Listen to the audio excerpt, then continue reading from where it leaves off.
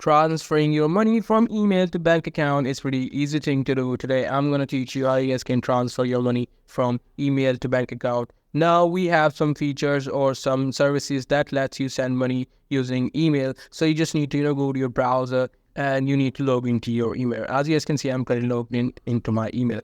Now after that, you just have to create a new account. And create a new account of what? Create a new account for any of the bank that you want to use. So suppose if I want to use Wise, I'm gonna go to that website and I need to sign in. After signing in, you have to go back to that email in which you received your money, and you will be able to see either some type of code or the link in which you have to click. After clicking on the link, you will be able to transfer the money. So you just have to add your Wise account number or other detail that you used to send money. So what it will do is it will send that money from your email to your bank account. So that's pretty much it. That's how you guys can send money from email to your bank account. Hope you guys find this video helpful.